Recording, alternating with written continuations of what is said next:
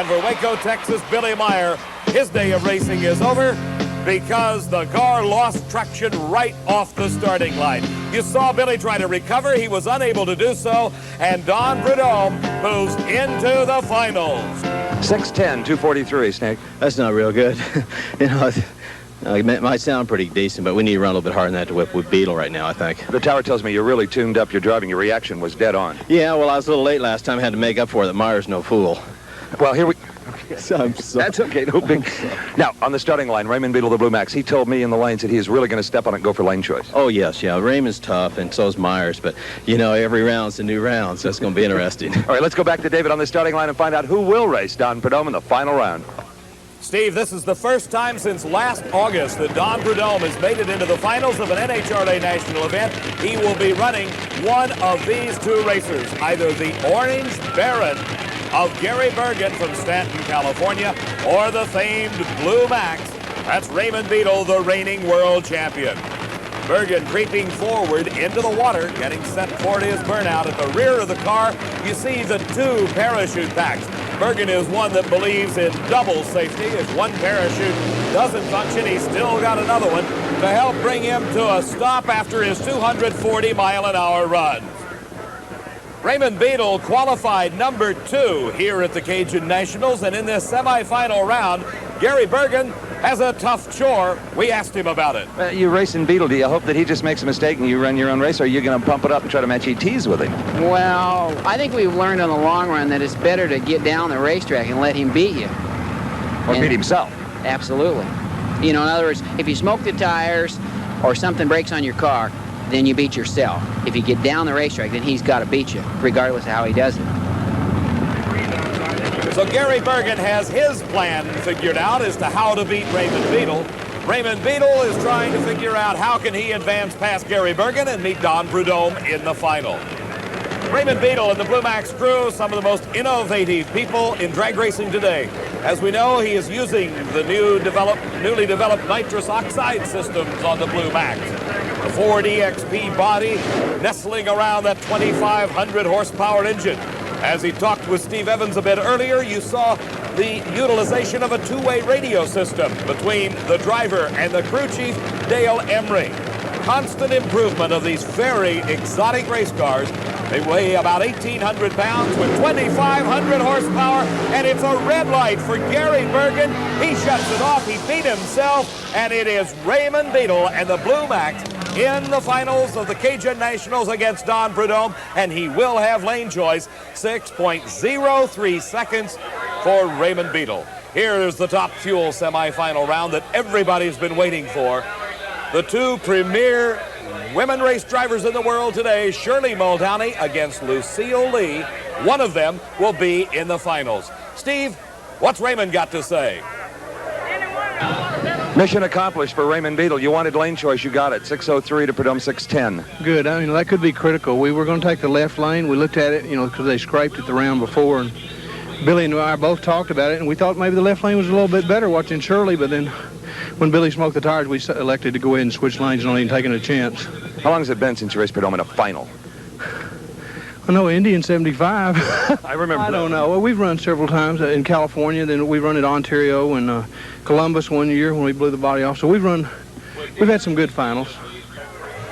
The eyes of a champion, Shirley Muldowney, as she gets herself prepared for her semifinal race against Lucille Lee.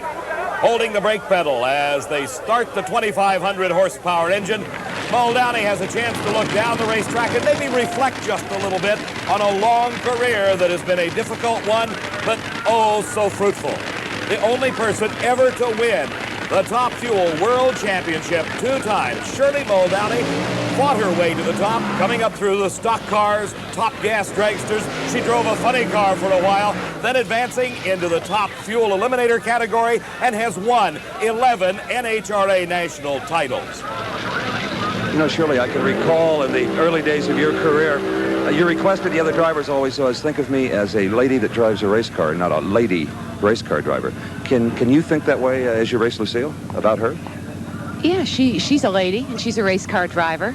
I'm just going to consider it just another driver, the way I do everyone. You just can't let any driver bother you or any particular car, because it'll bite you down the road. You're not thinking about what you should be thinking about. You raced Shirley once before, an independent race, a final round, and you beat her, and you ran very well, but still it wasn't for the World Championship, and this could be. Yeah, it is. This is a national event, and I'm looking forward to it. I need the points. It's a little different than Bakersfield. Yes, it really is. My car was running awful good at Bakersfield, and of course she knows why she lost, and I know why I won. My car just flat out ran hers. You know, that's you can't really say there's driver expertise and something like that. She's got a whole lot more experience than I do. So I feel that's how it's going to be out here today. If I beat, then my car just flat out ran hers because she's an excellent driver. The ladies in the stands can't lose this one. They sure can't. The only way that Lucille Lee can gain that experience is to do just what she's got to do, race against Shirley Muldowney here at the Cajun Nationals. Car owner Mark Danikas checking everything over at the last moment to make sure all is right with the car. For Shirley Muldowney, her crew of Ron Tobler and her son John Muldowney doing exactly the same thing, making sure that this 250-mile-an-hour Charger is ready to go.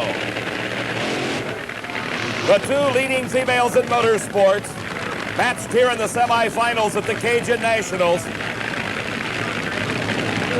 The last-minute nod of the head and a tip to Shirley as she begins the preparation for this run by creeping into those staging beams.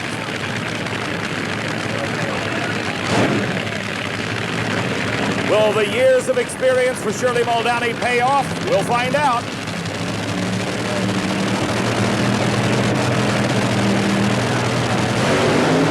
Great hole shot for Shirley Muldowney. Up in smoke goes Lucille Lee. And that's the race. Shirley Muldowney wins the semifinal round against Lucille Lee. Her elapsed time, 5.98 seconds. Her speed, only 226 miles an hour. Here you see it. And there's the advantage right off the starting line. Shirley Muldowney pulling the hole shot on Lucille Lee, who also lost traction. Steve? Well, I think you both underplayed it a little bit. It was quite a confrontation. It's gone now. You were the victor. You did it on a hole shot. That experience again. Well, it just, we all get lucky once in a while. Lucille's got a few years yet, but she's done wonderful. She's the best I've seen to ever come along. That's right. Bar none. I mean, the rest of the girls that have been here and gone, I mean, she makes them look silly. A great compliment to Lucille Lee from a great champion. Here is the sentimental hometown favorite. They come from Houma, Louisiana, which is just about 45 miles down the road. The team of Paul Candies and Leonard Hughes with their new driver this year, Mark Oswald, into the semifinals against Portland, Oregon's Jim Bernard in the Northwind. Both cars are ready. And a great start. Oh, what a race as Oswald starts to lose control, comes back into the groove and wins it over Jim Bernard. 593, 245 miles an hour for the Blue Machine of Candies and Hughes. And as we watch again, you see they both got off the starting line side by side. Starting to lose traction just a bit was Oswald, but he recovered quick enough to win by half a car length. He was slower, indicating he had a hole shot off the line over Jim Bernard. Steve? All right, Mark Oswald in the blue car from the Bayou here in Louisiana. You've been needing a hole shot here lately. You just got one when it counted. Yeah, we've been a little bit, everybody and his brothers jumped on us, but I think things are turning around for us a little bit now. Looks that way. When you run a 93 to an 88, you have had to be an alert. Yeah, I'm happy about that. A lot of fans supporting this car in the stands. Yeah, Paul would really like to win one right here at home. Oh, I'll bet he would. And you're going to face Shirley Muldowney. You've got lane choice. Yeah, I think that'll make a little bit of difference. Our car was loose this time, pretty bad. All right, so if you can get the clutch figured out and keep it glued down, it could be quite a final. Yeah, I hope so. Okay, good luck to you. Thank you, Steve.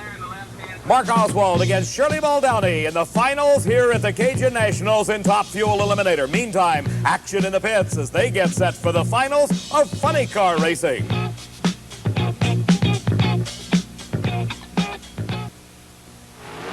The finals at the Cajun Nationals. In Pro Stock Eliminator, a pair of Chevrolets.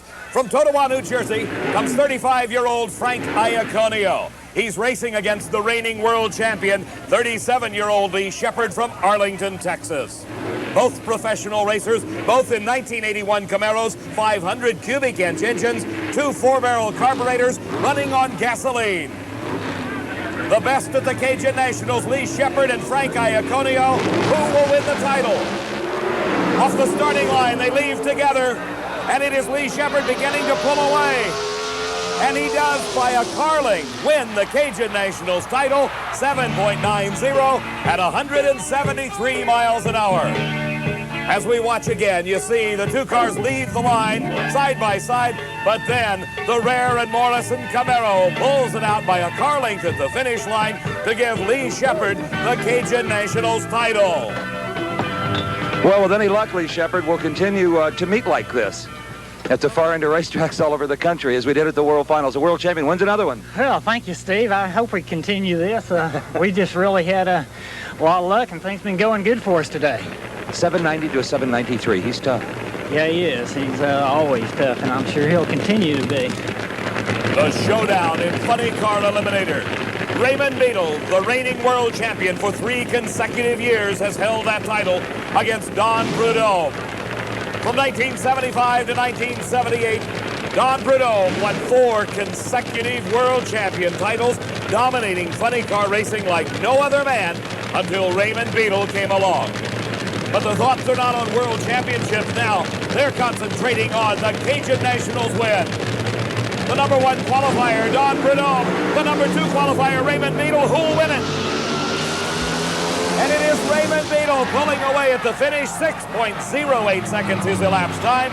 His speed, 239 miles an hour. And what a close race. This is what funny car racing is all about.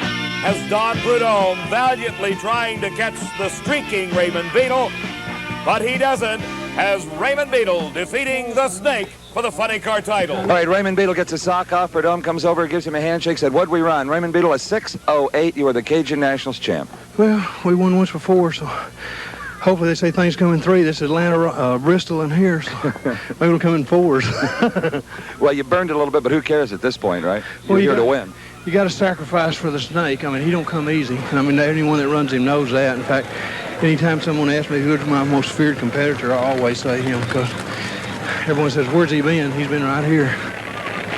In the Top Fuel final, we find the rising young star matched against the crafty veteran. In 3 years of professional race car driving, 29-year-old Mark Oswald has now made it into his first ever NHRA final. He looks over at his competition's 41-year-old Shirley Muldowney. She's got to be the favorite coming into this race. She holds low elapsed time. She is the number 1 qualifier, but can she beat Mark Oswald? A great race off the starting line. Shirley's built up a bit of the lead. Can she hold on? But no, here comes Mark Oswald. And look, the tire flew off the right front wheel. Mark Oswald's got the car under control. Paul Candies congratulating his crew as Mark Oswald, at over 252 miles an hour, wins his first ever NHRA title. Side by side at that point, Shirley Muldowney and Mark Oswald, but at the finish line, it's all Mark Oswald. Your first NHRA National event victory. Congratulations. Thanks a lot, Steve. I'm just really happy to win here at home for Paul and everybody. Oh, they're pretty happy, too. Did you think you were going that fast? 2 blues in the final. 2 blues in the final. Raymond Beadle, the funny car champion, joining Mark Oswald. It was really getting with it down there. When it threw the tire off, I had a good idea. Did you ever see Shirley down the racetrack? Yeah, she was out on me a little bit in low gear, I think. You know, it was real even for a while, and then when I shifted it, I just got out on her a little bit. It was a really good race. And a great race it was here at the Cajun Nationals. Our Diamond P, congratulations to all the champions. Yeah. We hope you've enjoyed all the exciting action from the Cajun Nationals. For Steve Evans, I'm Dave McClellan saying so long from Baton Rouge.